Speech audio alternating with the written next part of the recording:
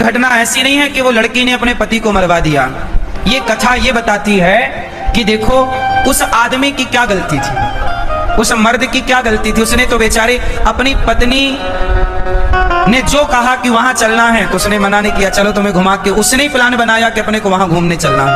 और सोचो कि वो महिला जिसने पति को मारने का प्लान बनाया वो विवाह के पहले वहां जा चुकी थी और पूरा घूम के आ चुकी थी, देख के कि कहां कहां कैसे खड़ा करके कैसे धक्के मारना, कैसे मतलब मारने की पूरी प्लानिंग कर चुकी थी। और शादी के बाद अपने पति को ले गई। राजा नाम था उसके पति का, राजा ही नाम है, राजा रघुवंशी। ले गई और वो देखो अब उस पति की क्या गलती थी बेचारे की। पति ने तो भरोसा किया ना भाई, कौन पत्नी अपने पति को, कौन सोच सकता है कि पत्नी मरवा देगी हमें। यदि ये विश्वास समाप्त हो जाए तो पूरी प्रकृति हिल जाएगी। यदि ये विश्वास समाप्त हो जाए तो ये पृथ्वी में भूचाल आ जाएगा।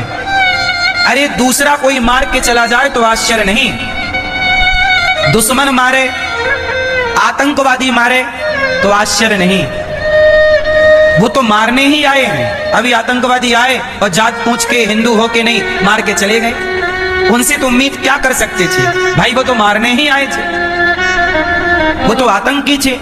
पर तुम तो अर्धांगिनी थी, साथ जीने मरने की कसम खाई और आपने शादी के महीने भर के भीतर अपने पति को आपने मौत के घाट उतार दिया, केवल इसलिए कि आपको कोई दूसरा लड़का पसंद है। तो जब पसंद ही था तो विवाह उसी से करती, फिर इसी बीच में बर्बाद करने की क्या जरूरत थी। उसकी तो जिंदगी खत्म, बेचारे को मार ही दिया। उसके माँ बाप के साथ क्या गुजर रही होगी, उस आदमी की क्या गलती थी। क्या विश्वास करना इतना बुरा है? फिर कौन किस पर भरोसा करेगा। मेरी माँ एक बात बताऊं, ये जो हाल आज देखने को मिल रहे हैं ना, इससे आप ये समझो कि इंसानियत खतरे में जा रही है। आप कितना भी विकास कर लो लेकिन मानसिकता का तो विनाश ही हो रहा है। हाँ या ना?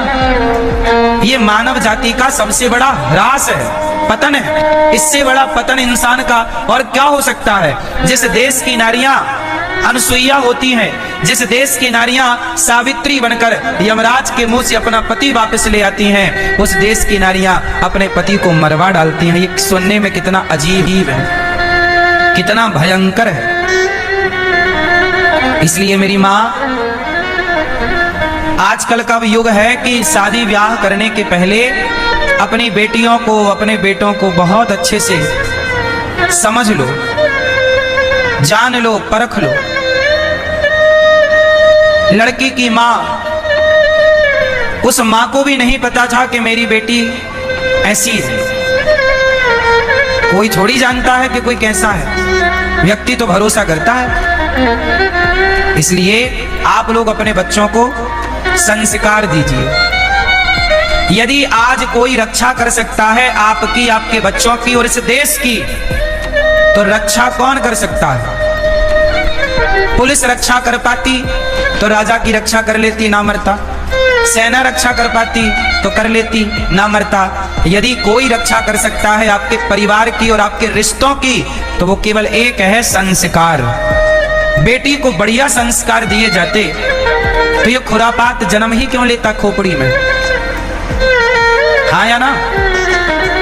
भाई सेना तो बॉर्डर की रक्षा के लिए है, पुलिस तो देश की व्यवस्था के लिए है, पर संस्कार घर के भीतर की व्यवस्थाओं में काम करता है।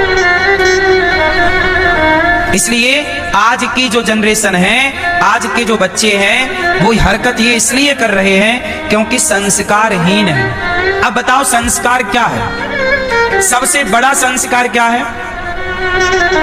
चरित्र का संस्कार ही श्रेष्ठ संस्कार है। आजकल की कुछ लड़कियां, कुछ लड़के क्या हो रहे हैं? चरित्रहीन हो रहे हैं। अब चरित्रहीन हो गए। वो लड़की का किसी और लड़के से चक्कर था, अब उसको करनी पड़ी शादी किसी और लड़के से। तो कहावत कहते ना, दिल लगा गदही से तो परी किस काम की। जबकि वो लड़का देखने में कितना सुंदर था जिसको मार दिया, और वो जिसके संग उसका चक्कर था वो कितना घटिया दिख रहा है। ऐसे ही हाल वो ड्रम वाले केस में भी था कि अपने सुंदर पति को मारकर ड्रम में पैक कर दिया और एक घोचू लाल के संग भाग गई।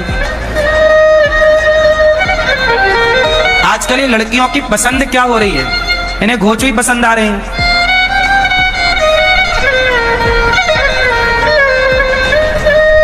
हाँ या ना? कमी किसकी है बताओ? थोड़ा संस्कार होता चरित्र का कि नहीं, मुझे विवाह के पहले किसी लड़के के साथ नहीं रहना। एक लड़की आई मेरे पास अभी 2 दिन पहले, प्रश्नोत्तरी में भी पूछा उसने। वो लड़की बोली, गुरुजी मैं एक लड़के के साथ रहती थी, उसने बोला मैं शादी करूंगा, तो मैं उसके संग रिलेशन में चली गई और अब वो कह रहा मैं शादी नहीं करूंगा। ये मैं एक सवाल पूछूं, शादी कर लेना बहुत अच्छा है, विवाह कर लेना बहुत अच्छा है, पर विवाह के पहले जो आप रिलेशन बना लेते हैं, शारीरिक शोषण जो आप अपना करा लेते हैं या कर लेते हैं, ये बहुत हानिकारक है, स्त्री के लिए भी और पुरुष के लिए। बोलो हाँ। इसलिए कहता हूं कि शादी विवाह के पहले तक तो ब्रह्मचारी ही रहना चाहिए। पहले की यही परंपरा थी।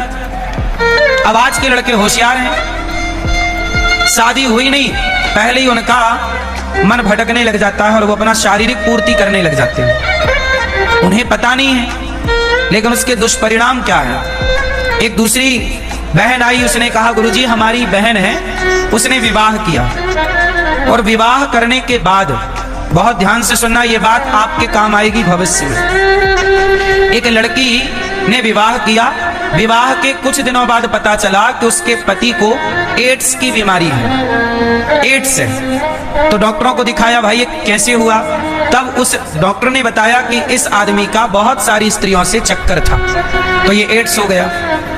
अब आज के लड़के लड़कियां जो लिव इन में रह रहे हैं, क्या है ये लिव इन ही एक प्रकार का एड्स है। ये लिव इन अपने आप में क्या है? एड्स है, अपने आप में एक बीमारी है ये लिव इन, है या नहीं? कोई भी लड़की शादी के पहले पराये पुरुष के बारे में ना सोचे, और कोई भी लड़का ऐसे संस्कार दो आप कि आपकी बेटी विवाह के पहले सोचे ही ना पराये के बारे में, और लड़का भी पराये नारी के बारे में विवाह के पहले सोचे ही ना, तो फिर देखो कोई संबंध, कोई रिश्ता कभी टूट ही नहीं सकता।